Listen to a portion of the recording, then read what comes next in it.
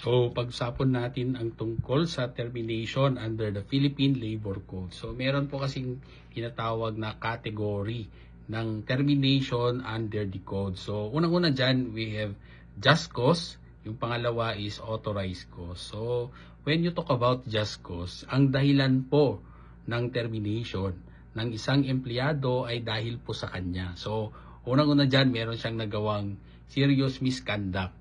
Okay, so example would be merong pagnanakaw na ginawa. Okay, pangalawa is meron siyang asunto na ginawa sa kanyang employer. So pangalawa is we have what we call gross negligence. So when you talk about gross negligence, so merong pagpapabaya sa kanyang trabaho. So pangatlo would be the fraud or dishonesty. So may mga pagsisinungaling na ginawa sa kumpanya. Pang-apat would be commission of a crime. So, halimbawa, meron siyang pinatay.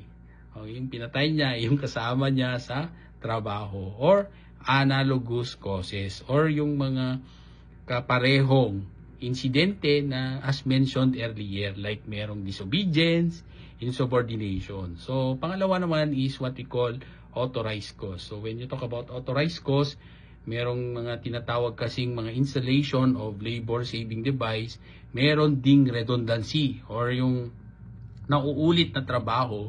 So kailangan ng kasi syempre kung nauulit yung trabaho, di magbabawas ang employer. So pangatlo would be retrenchment. So retrenchment, kung halimbawa nahirapan na yung kumpanya at gusto pa rin niyang buhayin ang kanyang operasyon, so kailangan niyang magtanggal ng mga tao, so that is retrenchment.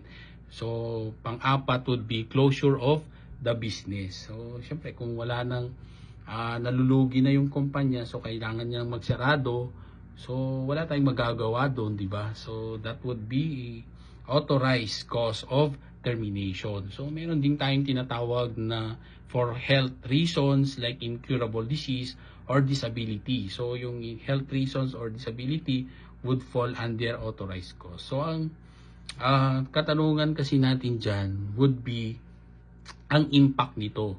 So ang impact nito sa empleyado. Bakit natin kailangan i-classify whether that is a just cause or authorized cause? So just cause kasi kung ikaw ang dahilan ng pagkatanggal mo sa trabaho, so walang ibibigay na benepisyo ang kumpanya sa'yo. Siyempre, ang punto kasi dyan, parang nire-reward mo pa ang isang tao na merong di magandang nagawa, okay, sa kumpanya. Okay, so wala pong separation pay. So pag authorized cause na sinasabi, meron po kasing matatanggap na separation pay. So yun po ang kaibahan. But then again, we have other ways that you will be terminated from your employment, pero hindi kasi ginagamit ang word na termination dyan eh. Kasi unang-una, talaga namang aalis ka na doon sa kumpanya. Like for example, retirement. So meron tayong voluntary and compulsory or forced retirement. Meron ding completion or end of your contract. And of course, lastly would be your resignation. So, yun pong retirement, siyempre, merong matatanggap yan na retirement benefits.